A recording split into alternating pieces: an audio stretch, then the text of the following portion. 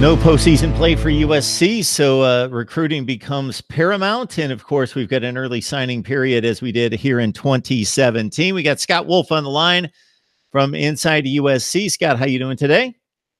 I'm doing great, Mark. How are you? I'm doing just fine. I appreciate you stopping by. This really helps out. We got a ton of people that are interested in your Trojans. Despite going 5-7, the interest is still high. It's still a marquee program, and I'm sure you and others would like to see it stay as such. And that all starts with recruiting. So we've got a class coming in that's going to be signed here in 5 days. What is your level of optimism that it's going to be a top class? I don't have a high amount of optimism. I mean, the funny part about USC is they always have a top 10, or it's not unusual for them to have a top 5 class. And if you look right now, it's about 30th overall, which is really low for them. And, usually what happens, you've got 2 signing days, but in the past, the February signing date, they would close really strong and they would get, in the top 5 or top 10.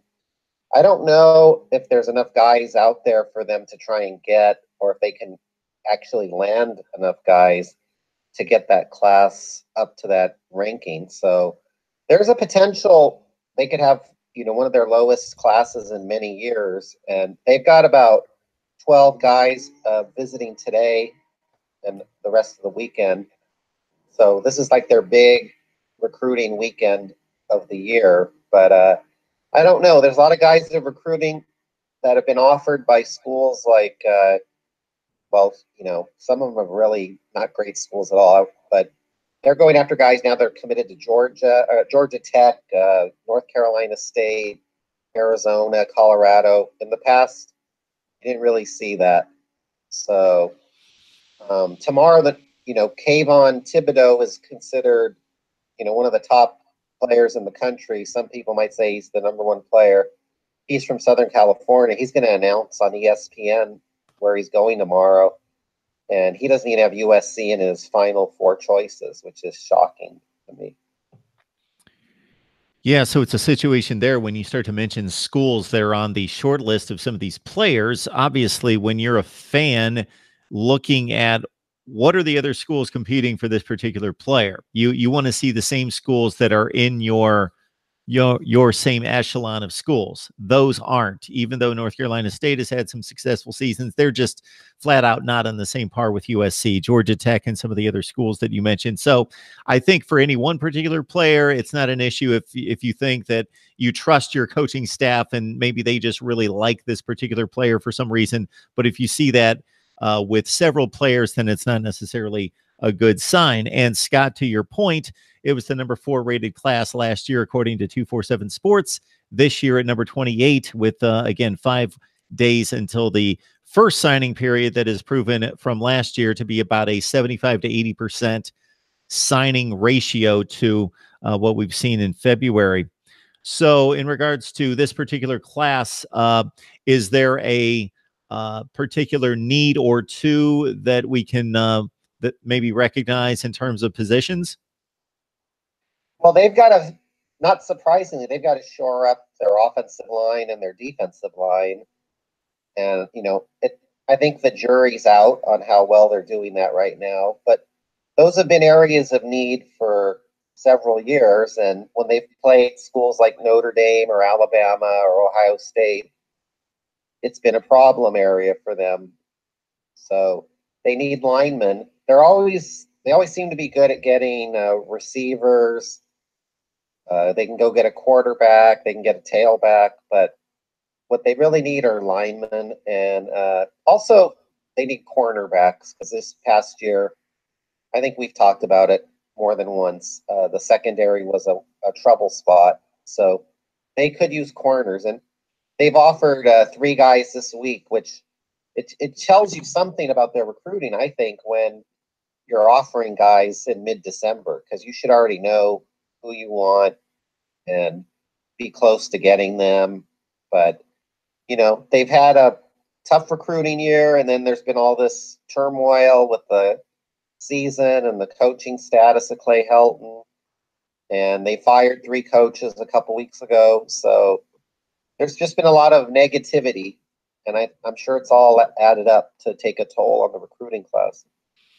Yeah, when you're throwing out that many offers with less than a week to go, it seems to be a bit of a scramble. 10 of the 15 hard commits right now, not surprisingly, from California. Of course, the overall national rank and rank within the Pac-12 that's at the top 4 in the Pac-12 also relates to the volume.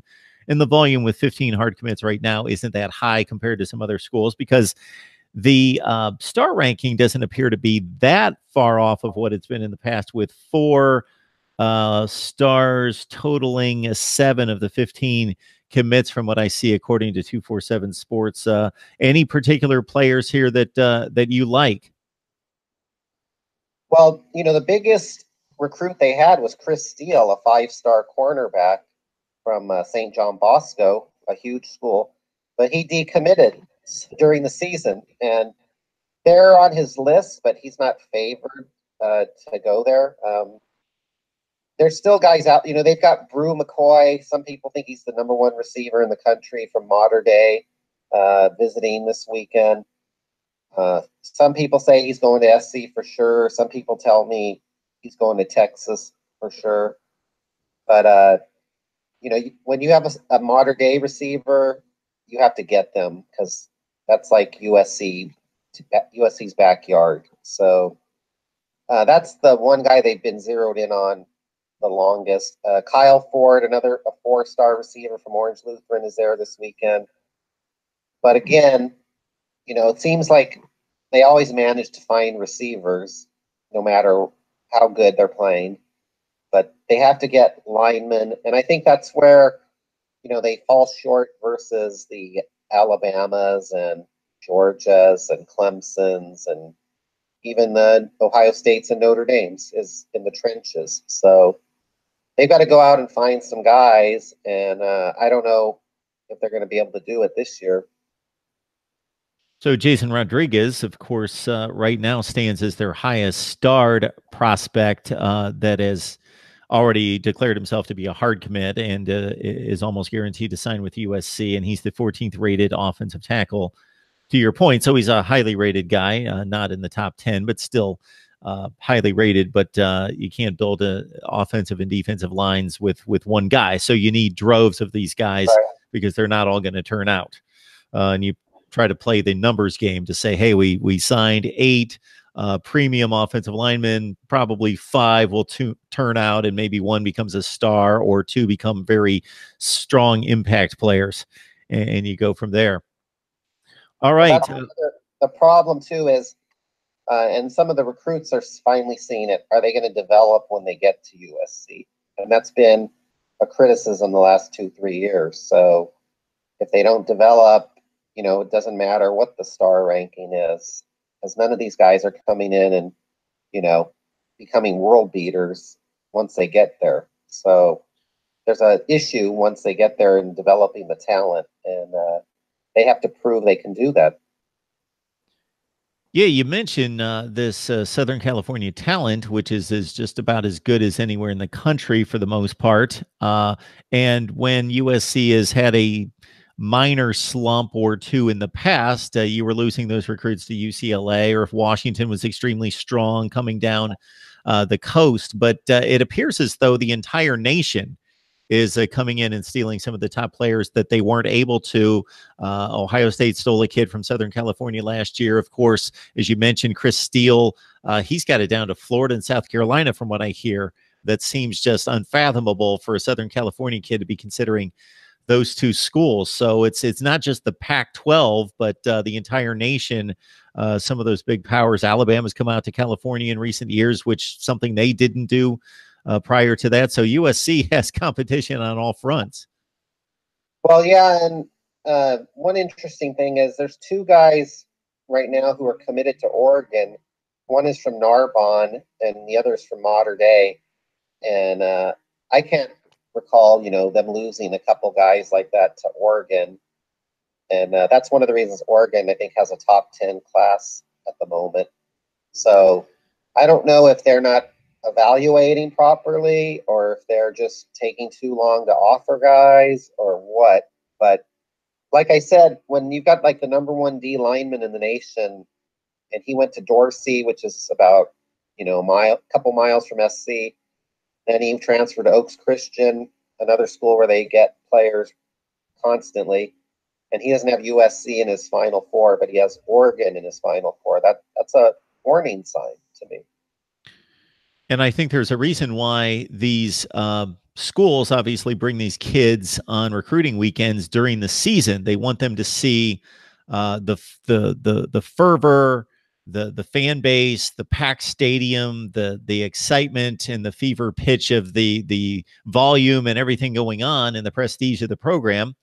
And that's always going to be impressive at USC, but much less so in a season like we just had, 5-7, when there's going to be 30 or 40,000 empty seats, and there's not going to be a whole lot of buzz in the stadium as there has been in the past. And if they're marching off to an SEC school or a few of the places in the Big Ten, then they're going to feel that impact. They're going to feel that environment, and that's an emotional draw to a kid. It's not everything, certainly, but kids being emotional, certainly at that stage of their life, tend to make decisions in that manner. Any other thoughts on the recruiting trail, Scott? Well, the big thing is, like I said, in past years, they've been able to close really strong and get guys even on signing day itself. But I just don't know.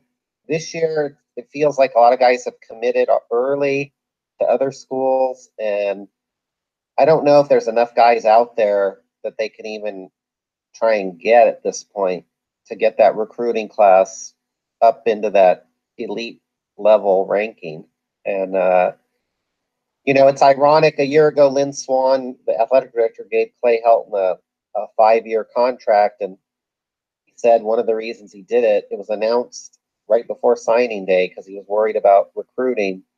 Well, here we are a year later, and Helton's got 4 years still on his contract, and the recruiting class is going to be right now it's one of the worst in many years. So we'll see. Yeah, and even if they close strong, you're not going to jump from 28 to 5. You're going to jump from 28 to 23 or something in that range. So it's barely going to be a top 25 class, regardless. And the number doesn't mean everything.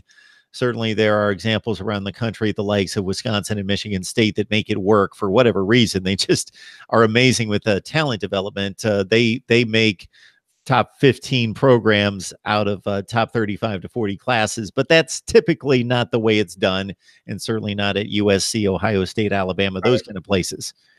They bring in the top talent, and that's one of the reasons why they win at the level that they do when they're on their game.